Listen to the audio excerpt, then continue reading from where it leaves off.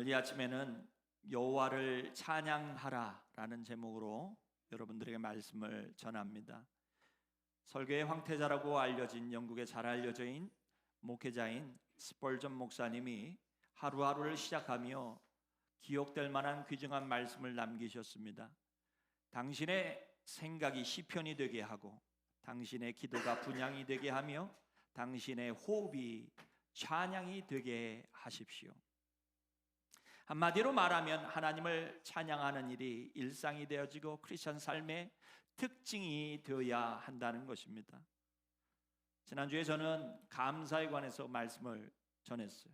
감사가 크리스천의 특징이 되어야 한다. 여러분, 또 하나의 특징, 찬양과 경배가, 하나님을 향한 찬양과 경배가 우리의 삶의 특징이 되어지길 간절히 바랍니다. 시편 146편부터 150편을 할렐루야 시편이라고 부릅니다. 각 시편이 할렐루야로 시작하고 끝나기 때문이에요. 이 5편의 시편들은 마지막으로 갈수록 더욱더 크레센도처럼 격렬하게 강하게 하나님을 예배해야 한다라고 말하고 있어요. 오늘 우리가 읽었던 본문의 말씀은 6절밖에 되지 않습니다. 제가 묻겠습니다. 여러분, 할렐루야, 주님을 찬양하라는 이야기가 몇 번이나 나올까요? 마치면 점심을 교회에서 사겠습니다. 몇 번이나 나올까요? 여러분, 무려 13번이 나와요. 하나님을 찬양하라, 하나님을 찬양하라, 하나님을 찬양하라, 하나님을 예배하라, 하나님을 예배하라, 하나님을 찬양하라. 무려 13번이나 얘기하고 있어요. 또 그러지 마십시오. 목사님은 6번밖에 안 했는데요. 13번을 했다니까요. 하나님을 찬양하는 일이 우리의 삶의 특징이 되어야 한다는 것입니다. 그래요, 기독교는 예배의 종교예요. 찬양의 종교요, 찬양을 많이 하기 때문입니다. 예배만 봐도 찬양으로 시작해서 뭘로 끝납니까? 찬양으로 끝나요. 찬양에 빠지는 예배는 없습니다. 기독교는 이 백성은 나를 위하여 내가 지었다라고 하나님 말씀하셨어요. 하나님의 영광을 노래하고 하나님께 찬송하도록, 경배하도록 하나님이 지으셨다는 거예요. 그런데 안타깝게도요, 아담과 하와의 죄로 인간은 예배의 대상을 잃어버리고 말았습니다. 참 예배에 대한 하나님을 알아보지 못하는 상황 가운데 놓이게 되었어요. 하나님께서 인간을 지으실 때 하나님을 영화롭게 하라고, 하나님께 영광 돌리라고 지으셨는데 인간이 죄짓고 참 예배의 대상을 잃어버리고 만 것입니다. 결과적으로 예배하지 말아야 할 것들을 예배하는 상태에 이르게 됩니다. 동서양을 막론하고 과거나 오늘날이나 제가 미래에도 마찬가지지만 인간은, 하나님을 모르는 인간은 무엇인가를 계속해서 예배하기 위해서 찾을 것입니다. 왜요? 여러분, 인간 모두는 예배자로 하나님께서 지으셨기 때문이에요. 문제는 뭔가 예배에 대해 참 예배의 대상이신 하나님을 못 알아보고 들로 산으로 가서 산에 가서 예배드리고 돌에 가서 절하고 여러분 남에게 절하는 지경에 이르게 된 거예요. 여러분, 세상에 우상이 참으로 많습니다. 세상에 종교가 참 많아요. 우상이 어마어마하게 많아요. 신이라고 하는 존재가, 인간이 만들어낸 존재가 너무나도 많습니다. 인도만 가도요, 신이 1억 개래요. 1억 개. 사람은요, 자신이 손으로 만들어 놓고 거기다 절하는 그런 어리석은 존재입니다. 지성이 발달한 시대에 살면서 우리는 과거처럼 자연에게 숭배하고 돌에게 절하는 일은 변화되어져 가고 있지만, 그래도 여전히 인간은 또 다른 우상을 만들어내고 있습니다. 무엇일까요? 하나는 우리 자신입니다. 우리 자신이에요. 인간은 자기애가 정말 강한 존재들입니다. 여러분, 옆에 분에게 말하겠습니다. 저는 하나님을 사랑합니다. 그런데 그렇게 말해놓고서도요, 하나님보다 자신을 사랑할 때가 얼마나 더 많은지 몰라요. 마치 과거에 미신적으로 자연을 섬겼듯이 자신을 숭배하고 자신을 섬기는 존재가 인간입니다. 그러다 보니 여전히 예수를 믿는다라고 해도요, 그 과오가, 자기를 사랑하는 이 과오가 신앙생활 안에서도 드러나요. 어찌할까요? 여러분, 우리는요 예배를 드려도 따라합니다. 내 입맛에 맞아야 한다. 찬양도 내 입맛에 맞아야 돼요. 오늘 드린 찬양이 은혜로웠길 간절히 바랍니다. 그런데 또 어떤 분은 그래요. 왜 그렇게 영어를 또 많이 썼냐고. 또 그런데 아십니까? 또 다른 분은 나는 은혜스러웠다라고 또 얘기를 해요. 어디다 맞추라는 거예요? 따라합니다. 하나님께 맞춰야 한다. 사람에게 맞출 수 없어요. 예배는 하나님께 맞춰야 되는 거예요. 말씀도 내 중심으로 들으려고 해요. 목사님, 제가 듣고 싶은 걸로 설교 왔어요. 그래요, 여러분. 우리는 자기 자신을 예배하는 존재들이 되어버리고 말았어요. 여러분, 자기의 하나님보다 높여야 할, 하나님을 높여야 할 존재가 하나님보다는 자기 자신을 먼저 생각한다라면, 그러면 이것 또한 우상숭배입니다. 내가 중심이기 때문이에요. 여러분, 예배가 뭘까요? 하나님이 중심이 되는 거예요, 여러분. 하나님이 예배 받으시기에 합당하신 분이고 그분에게 돌려야 할 것은 영광이라고 얘기하는 겁니다. 또 하나, 인간이 또 다른 우상을 만들어냈어요. 그게 뭘까요? 과학입니다. 과학이 무척이나 발달했죠. 엄청난 혜택을 누리고 있어요. 과거에 누리지 못했던 것들을 오늘날 우리는 누려가고 있습니다. 배를 타고 미국에 왔었던 세대가 있는가 하면 오늘날은 비행기를 타고 휙 날아오지 않습니까? 엄청난 혜택이죠. 과학이죠. 제가 땡스기빙 연휴 기간 동안에 드라이어가 망가졌어요.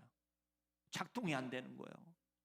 이리 돌리고 뜯어내고 막 난리를 쳐가지고 결국에 작동이 되게 됐는데요. 아이고 만지면서 하나님 고쳐주세요.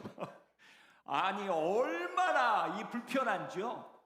빨래는 아들내미가 내려왔는데 저쪽 구석에 앉아있어요. 제 막내 아들이 앉아있는데 오면서 선물을 안 가지고 빨래 보따리만 잔뜩 갖고 내려온 거예요. 빨아 내려는 거예요. 근데 문제는 빨면 뭐예요? 말릴 수가 있어야 되는데 이불을 침대 위에다 펼쳐놓고요. 어디다 걸 데가 없는 거예요, 여러분. 과학이 참으로 발달했습니다. 요새는 사람들이 예전보다 더 오래 살지 않아요? 수술도 잘하고 정말 모든 게 변화되었어요. 의료기술도 발달해서 역사상 이처럼 오래 사는 세대가 없어요. 여러분, 지금 80 드신 분 따라합니다. 나는 과거에 50이었다. 50대예요 지금. 허리 구부러진 분이 어디 있어요 요새. 정말 감사한 일입니다. 그런데 이렇게 과학이 발달하면서 한 가지 이루어진 게요, 인간이 하나님을 부인하기 시작하더라는 거예요. 인간의 능력을 의지하면서 하나님을 부인하는 세대가 되었어요.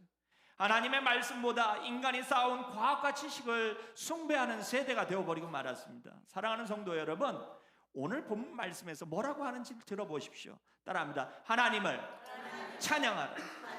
이 말씀을 현재형으로 썼어요. 과거형으로 쓰지 않았습니다. 시대가 변했어도 아무리 변했어도 오늘날 예배 받으시고 경배 받으셔야 할 분은 하나님이세요, 여러분. 과학이 아닙니다. 우리 자신이 아니에요. 세대가 아무리 흘러도 여러분 여전히 예배 받으셔야 할 분은 하나님이시라는 사실입니다. 두 번째, 오늘 말씀은 우리들에게 보여줍니다. 우리들은 삶의 모든 현장에서 따라합니다. 찬양해야 한다. 우리는 삶의 모든 현장에서 하나님을 예배해야 합니다.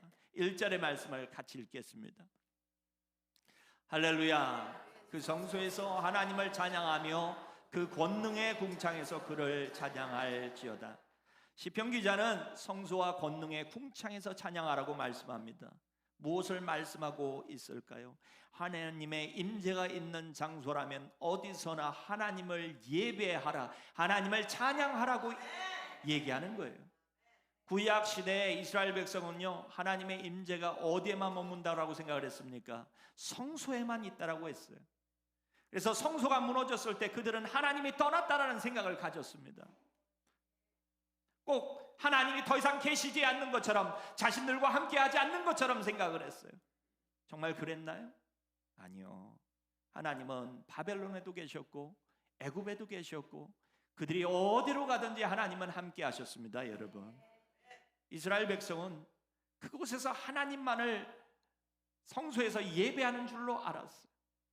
그러나 여러분, 성경은 우리들에게 말합니다. 위대한 진실을 말하고 있어요. 뭘 말씀하고 있습니까? 하나님은 계시지 않는 곳이 없다라는 거예요, 여러분. 하나님은 무소부재하시다라고 얘기합니다. 그래서 시편 기자는 뭐라고 얘기합니까? 시편 139편 7절에서 10절에 우리 같이 읽습니다. 내가 주의 영을 떠나 어디로 가며 주의 앞에서 어디로 피하리이까? 내가 하늘에 올라갈지라도 거기 계시며 수월에 자리를 펼지라도 거기 계시나이다.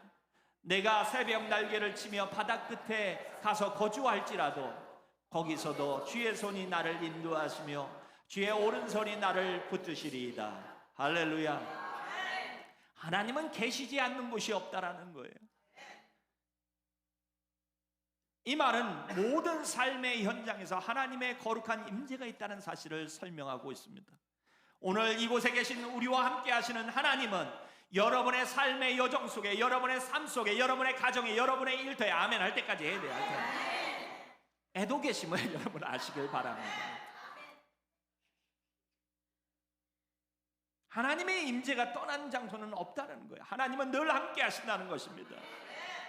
이 말은 더 깊이 묵상하면 하나님은 어디서든지 예배할 수 있다. 하나님을 어디서나 예배할 수 있다라는 얘기예요. 브라더 로렌스라고 하는 분이 이런 말씀을 했습니다. 하나님과 있기 위해 항상 교회에 있을 필요는 없다. 우리는 우리의 마음을 예배당으로 바꿀 수 있다. 그리고 거기서 하나님과 부드럽고 겸손한 사랑의 교제를 나눌 수 있다. 브라더 로렌스가 한 얘기는 교회 오지 않아도 된다는 얘기가 아니에요. 오늘 우리가 함께 모여 예배드리는 이 장소일 뿐만 아니라 우리가 가정으로 돌아가도, 직장으로 돌아가도, 우리 일상으로 돌아가도 하나님은 함께 하신다는 것입니다. 예배가 뭘까요? 예배는 따라합니다. 하나님을 바라보는 작업이다. 예배는 하나님을 바라보는 작업이에요. 오늘 함께 예배드리는 이 장소에서 하나님을 바라보고 있지 않다면 여러분의 예배는 더 이상 예배가 아닐 것입니다. 우리가 예배로 드려지는 이유는 우리의 중심이 하나님께 있기 때문에, 하나님을 바라보기 때문입니다. 저의 설교가 하나님 앞에 드려지는 찬양이 되어지길 간절히 바랍니다. 왜요? 제 설교를 통하여 여러분의 시야가 하나님께 머물기를 바라기 때문입니다. 여러분, 우리의 일상이 예배가 되기 위해서는 반드시 하나님을 바라보는 작업이 필요합니다. 하나님을 바라보지 않는 예배는 있을 수가 없어요. 여러분, 우리의 마음이 하나님께 드려진다라면 하나님을 바라보는데 불가능한 장소와 시간은 없을 거예요. 여러분, 머리를 깎다가도 여러분 하나님을 바라볼 수 있어요. 그렇지 않습니까? 일하면서도 하나님을 바라볼 수 있어요. 아이들을 가리키면서도 하나님을 바라볼 수 있습니다. 고기를 구우면서도 무엇을 하든 여러분 하나님을 바라볼 수 있다는 거예요. 예배가 불가능한 곳은 없어요. 중심이 하나님께 드려졌기 때문입니다. 요셉은 종으로 팔려갔습니다. 그러나 그곳에서 하나님을 바라봤어요. 집중했습니다. 감옥으로 끌려갔습니다. 그러나 그곳에서 하나님을 바라봤어요. 그는 예배자였어요. 하나님을 바라보는 사람이었습니다. 다윗도 그랬어요. 그의 생명이 경각에 딸렸습니다. 수없이 많은 병사들이 자기의 목숨을 취하고자 쫓아왔지만 광야에서도, 그 마른 광야에서도 하나님을 바라봤어요. 그것이 예배입니다. 밖에 안 들어오는 빌립보 감옥에 갇혔던 바울, 온몸이 상해서 욱신욱신, 정말 누군가는 절망에 부르짖을 수밖에 없는, 절망할 수밖에 없는 장소였지만 그는 그곳에서 하나님을 받고 하나님의 광명한 빛을 봤어요. 감옥문이 열리는 것을 경험했습니다. 사랑하는 성도 여러분, 삶이 예배의 처소가 되게 하시길 주님의 이름으로 축원합니다. 하나님을 바라보지 못할 곳은 없어요. 즉 찬양과 예배가 불가능한 시간은 없다는 것입니다. 패트릭 카바로우라는 사람이 말하기를 우리의 삶은 하나님께 드려지는 예배다. 자동차 정비를 받으면서도 그곳에서 예배를 드릴 수 있다라고 얘기해요. 그곳에서 그는 기도합니다. 하나님을 예배합니다. 당신은 찬양과 존귀와 영광을 받으시기에 합당하신 분입니다. 당신과 함께하는 이 시간을 하나님께 감사를 드립니다. 이게 예배가 아니면 뭡니까? 교회에서만 드리는 예배가 예배가 아니에요. 일터에서든 학교에서든지 직장에서든지 우리는 이러한 예배를 드릴 수 있다라는 것입니다. 병원에서도 마찬가지. 요새 병원 가면요, 기다리는 시간이 보통 몇 시간이나 됩니까? 1시간은 기다리는 것 같아요. 여러분 뭐 하십니까? 셀러폰 꺼내가지고 이 배우는 어땠어? 저 배우는 어땠어? 이게 아니라 여러분 그 시간을 하나님께 드리는 저와 여러분 모두가 되시길 바랍니다. 청교도 신앙의 명성을, 청교도 신앙이 어떠해야 한가를 보여줬던 많은 목회자들이 있어요. 그 중에 한 분이 모건 목사님입니다. 그 목사님이 이런 글을 남기셨어요. 큰 것이 거룩해지기 위해서는 작은 것이 성화되어야 한다. 이 말은 우리는 예배를 큰 것으로 보지만 실질적으로 우리의 삶이 성화되기 위해서는 이 큰 것뿐만 아니라 99.9% 우리의 삶의 전체를 이루고 있는 일상이, 작은 일상이 여러분 거룩해지지 아니하고서는 거룩한 삶은 기대할 수 없다는 거예요. 여러분 인생이 거룩해지고 성화되어지며 성숙해지기를 원하십니까? 그러려면 삶의 모든 순간순간이 하나님과 동행하는 여정이 되어야 하고 그 하나님을 예배하며 찬양하는 시간이 되어야 할 줄 믿습니다. 왜요? 따라합니다. 위대한 신앙생활은 일상에서 만들어지기 때문이다. 일상에서 만들어지는 거예요. 예배 시간, 예배를 잘 드리는 것, 그것도 중요합니다. 그러나 진정한 영성과 위대한 신앙생활은 일상에서 증거되어지는 거예요. 위대한 일상은 위대한 영성이 되어지고 위대한 영성은 위대한 신앙인을 만들어내는 것입니다. 여러분, 성도 여러분, 여러분의 일상에서 하나님을 예배하고 모든 순간 모든 장소에서 하나님을 바라보는 작업이 이루어지길 주님의 이름으로 축원합니다. 그렇다면 무엇에 관해 찬양해야 할까요? 세 번째, 따라합니다. 우리들은 하나님의 능하신 행동과 위대하심을 찬양해야 한다. 2절은 이렇게 말씀합니다. 우리 같이 읽겠습니다. 그의 능하신 행동을 인하여 찬양하며 그의 지극히 광대하심을 쫓아 찬양할지어다. 그래요, 우리는 하나님을 찬양하고 경배해야 돼요. 찬양과 경배라고 하는 이 단어들은 너무나도 흔한 단어들이에요. 오늘날 하나님께 올려드리는 노래를 찬양과 경배라고 얘기하며 우리는 오늘날 찬양과 경배, 아니면 경배와 찬양이라는 단어를 많이 들었습니다. 여러분, 경배와 찬양, 이 두 단어는 사실 같은 의미를 담고 있습니다.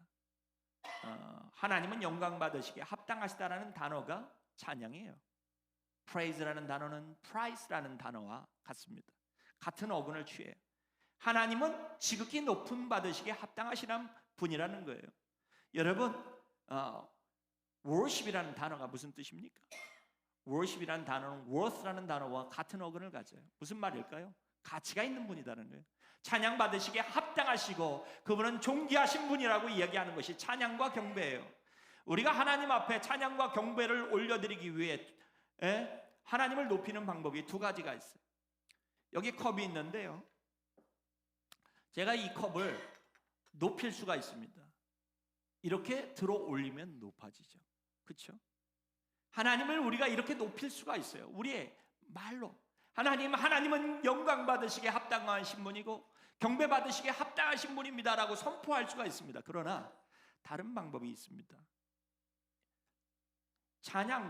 찬양이 이렇게 올려놓은 것이라면, 워십이 이렇게 올리는 것이라면 경배는 무엇인가?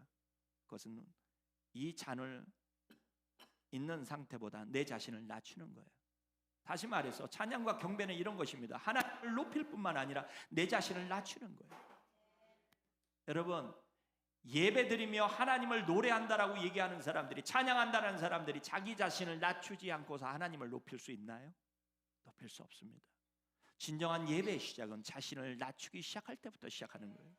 사랑하는 성도 여러분, 여러분의 고백이 되어지길 바라요. 하나님, 자격 없는 자가 하나님을 예배합니다. 이 고백이 저와 여러분의 고백이 되어야 하는 거예요. 제가 오늘 예배 드리다 말고, 이거 죄송한데요, 제가 이런 고백을 하나님 앞에 드렸어요. 하나님, 똥덩어리보다도 못한 존재를 하나님이 쓰시니 감사를 드립니다. 하나님 앞에 가만히 보면 하나님께 영광 돌릴 때보다 하나님의 마음을 아파하게 할 때가 더 많은 존재가 저 아닌가 싶은 생각이 들어요. 그럼에도 불구하고 저를 사용하시는 그 하나님, 하나님의 은혜가 큽니다라고 고백을 했어요. 사랑하는 성도 여러분, 자기 자신을 낮춰야 하나님이 높아져요. 할렐루야. 여러분 스스로가 하나님 앞에 자신을 낮추길 바라요. 성도는 구원받은 자로서 하나님의 창조와 구원에 보여주신 하나님의 그 엄청난 능력을 선포하는 존재가 되어야 합니다. 2년 전에 2021년도 7월 11일 날 영국의 버진 그룹의 회장이었던 억만장자인 리처드 브랜슨이 처음으로 민간 우주 관광 비행에 성공했습니다. 우주 비행선을 타고 지구 대기권 밖으로 쫙 올라갔어요. 그리고 10여 분을 머물다가 왔는지 내려왔습니다. 그가 뭘 보고 왔을까요? 지구 대기권 바깥에서 검은 벨벳에 부어진 다이아몬드처럼 반짝이는 그 광활한 우주를 봤을 것입니다. 분명히.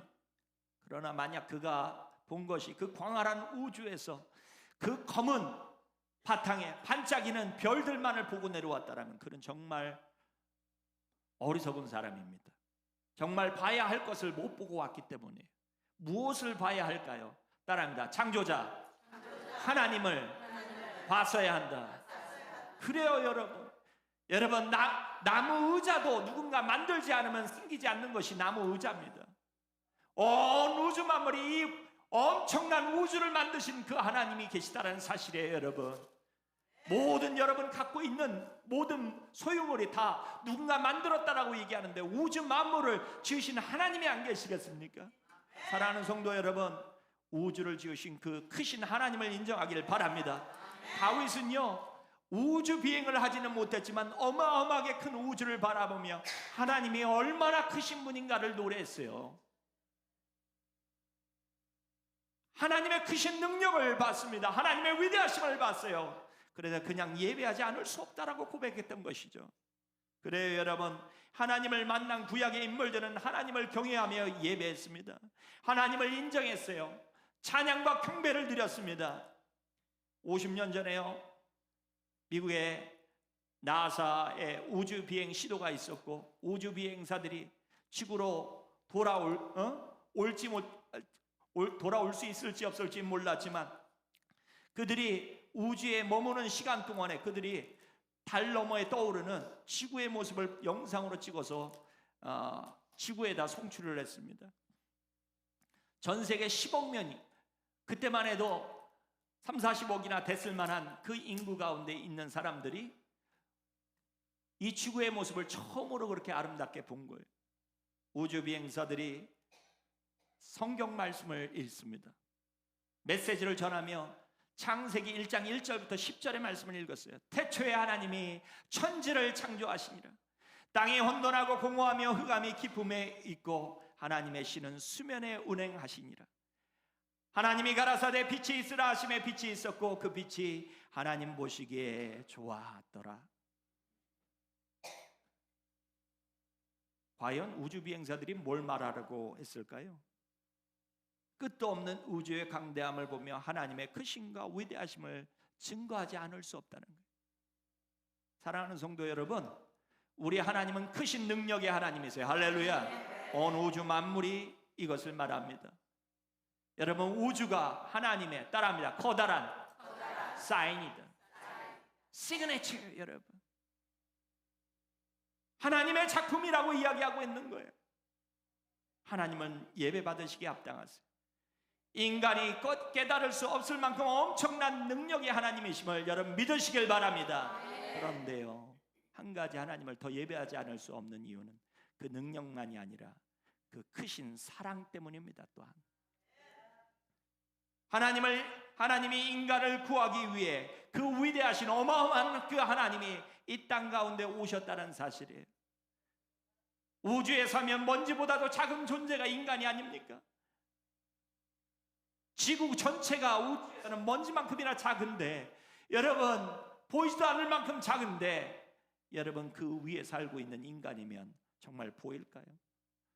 그런데 하나님이 한 사람 한 사람을 구원하시고자 아들을 보내셨다라고 얘기를 해요. 하나님의 사랑이 얼마만큼 크신지를 알고 있는 겁니다. 하나님의 시선이 저와 여러분에게 집중되어 있는 줄 여러분 믿으시길 바랍니다. 그래요, 여러분. 하나님의 은혜와 사랑을 예배하시는 저와 여러분이 되시길 바라요. 한때는 이교도였고 방탕한 삶을 살았으며 노예들을 아프리카에서 잡아다가 팔아먹었던 노예 상선의 캡틴이었던 선장이었던 잔 뉴턴이 하나님의 풍성한 은혜로 구원을 받았습니다. 하나님의 은혜를 깨닫고 나니까요, 남은 여생 27년을 하나님께 송두리째 드리고 하나님을 예배하며 살았어요. 그가 82세, 그의 인생이 얼마 남지 않은 시점에서 그는 이런 고백을 합니다. 내 기억력은 거의 사라졌지만 나는 두 가지만은 기억한다. 하나는 내가 엄청난 죄인이라는 사실이다. 다른 하나는 그리스도가 위대한 구원자이다라는 것이다. 구원의 은혜를 잊지 않는 것이죠. 그 하나님의 사랑을 잊지 않는 것이죠. 그래요, 여러분. 하나님의 위대하심을, 하나님의 위대한 사랑을 아는 사람의 고백입니다. 그의 묘비에는 이렇게 쓰여 있습니다. 한때 불신자이자 방탕하였으며 아프리카 노예의 종이었던 잔 뉴턴은 우리 주여 구세주이신 예수 그리스도의 풍성한 자비로 보존되었고 회복되었으며 용서받았다. 그런 그가 오랫동안 파괴하려고 애썼던 신앙을 전파하도록 임명되었다. 사랑하는 성도 여러분, 오늘 저와 여러분은 임명받은 사람이에요. 하나님의 크신 능력, 하나님의 크신 사랑을 증거하는 여러분 증거자들이 되어주시길 주님의 이름으로 축원합니다. 그것이 찬양의 내용이에요. 네 번째, 여러분 따라합니다. 기쁨과 감사함으로 찬양해야 한다. 시편 기자는요 3절부터 5절에서 나팔과 비파와 소고와 현악과 퉁소 그리고 재금으로 하나님을 찬양할지어다 라고 얘기를 해요. 당시에 있는 악기들을 다 동원하여 찬양을 드리라는 얘기일 것입니다. 그러나 이것을 만약에 그렇게만 해석을 한다면 그것은 수박 거달기예요. 성경 말씀이 정말 하고 있는 말씀을 깨닫지 못하는 것입니다. 여러분 정말 무엇을 얘기하고 있는 것일 거예요? 그것은 기쁨으로 찬양하라는 거예요. 할렐루야. 기쁨으로 예배하라는 거예요. 여러분 예배는 제사가 아닙니다. 예배는 살아계신 하나님께 드리는 것이에요. 여러분 죽은 자를 애도하는 장소가 아니에요. 우리 하나님은 만군의 하나님은 살아계시고 역사하시는 하나님이세요. 그러므로 여러분 정성을 다해 기쁨으로 예배하는 것 당연한 일입니다. 여러분의 마음에 하나님이 살아계신다라면 임재하신다라면 기쁨이 충만하길 바랍니다. 어떤 상황 가운데 건강에 문제가 있고 직장에 문제가 있고 가정에 문제가 있을지라도 그 순간 가운데 감사함으로 하나님 앞에 기뻐하며 예배드리기를 선택하는 믿음의 권속들이 되어지길 바랍니다. 사무엘하 6장 14절에 다윗이 하나님의 언약궤를 시온 산으로 가지고 와요. 자기가 있는 궁궐 쪽으로 모셔갖고 오는 거예요. 법궤를 짊어지고 올라오는데 얼마나 덩실덩실 춤을 췄던지 나중엔 그 자기 장인이었던 사울 왕의 딸이었던 미갈이 다윗이 언약궤를 모시고 오면서 덩실덩실 추는 춤을 보면서 아주 비하합니다. 왕이 채통이 얼마나 없는지 천한 사람들처럼 그렇게 사람들 앞에서 속이 다 드러나도록 덩실덩실 추더라는 거예요. 여러분 요새는 좋은 속옷들이 있지만 그때 당시는 BYC가 없었어요. 그냥 통으로 둘른 천을 두르면 그것이 옷이 되는 거예요. 꼬맨 속옷이 어디 있습니까? 그러니 덩실덩실 추면 다 미천이 다 드러나는 거예요. 남자분들. 그러니 덩실덩실 춤을 추니 다윗이 얼마나 취해 보였겠어요.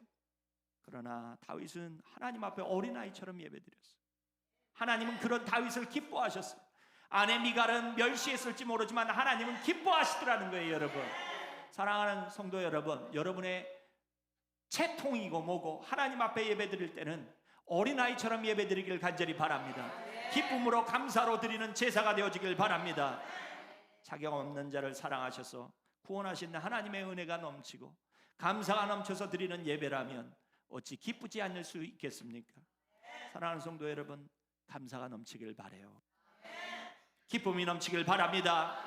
마지막에 여러분 따라합니다. 살아있는 자는 하나님을 찬양해야 한다.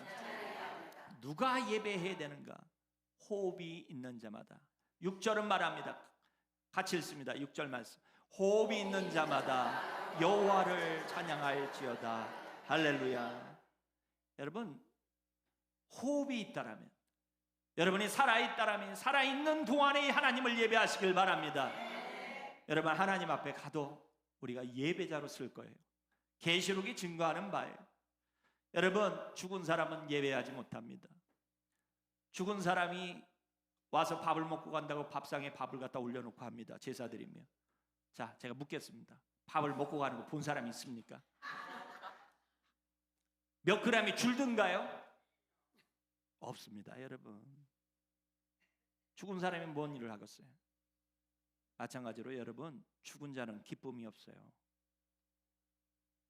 죽어있는 영혼은요, 감사하지 못하고 찬양하지 못합니다. 영혼이 죽은 자들이 하나님 앞에 감사하지 못하고 하나님을 인정하지 못해요. 왜 그렇습니까? 영혼이 죽어있기 때문이에요. 이런 사람들은요, 하나님을 알아볼지 못하는 죽어있는 영적인 상태이기 때문에 여러분, 하나님의 은혜가 그렇게 예수 그리스도를 통하여 2000년 전에 부어졌어도 그 은혜의 맛을 체험하지 못합니다. 깨닫지 못해요. 왜요? 죽어있기 때문이에요. 죄가 죄인 줄 몰라요. 태산 같은 무게를 갖고 있는 죄의 무게지만 죄 가운데 눌려 살아도 그 죄의 무게를 알지 못합니다. 왜 그렇습니까? 꼬집어도 때려도 모르는 거예요. 죽은 사람. 마찬가지로 죄에 죽어있기 때문에 여러분 알지 못하는 것이에요. 반면에 살아있는 영혼은, 구원받은 성도는 하나님의 크신 은혜를 맛봤어요. 할렐루야. 살아있기에 찬양합니다. 살아있기 때문에 예배하고 살아있기 때문에 하나님 앞에 찬양하며 눈물이 나는 거예요. 살아있기 때문에 감사가 넘치는 겁니다. 왜요? 은혜를 깨닫기 때문에. 살아있기 때문이에요. 살아있기 때문에 하나님의 위대하심을 바라보고 감동합니다. 왜요? 살아있기 때문에. 사랑하는 성도 여러분, 살아있습니까? 옆에 분에게 말합니다. 아직 살아있네. 그래요, 여러분. 살아있어요. 여러분, 우리가 죽은 하나님을 예배하는 것도 아니고 우리가 죽은 자가 아니에요. 살아있는, 영이 살아있는 존재들이에요. 그렇다면 하나님 앞에 살아있는 예배, 감사와 기쁨이 넘치는 예배를 드리길 주님의 이름으로 축원합니다. 영적 호흡이 있는 자만이 예배하고 찬양하는 것입니다. 사랑하는 성도 여러분, 말씀을 마칩니다. 예배는 하나님을 바라보는 작업이에요.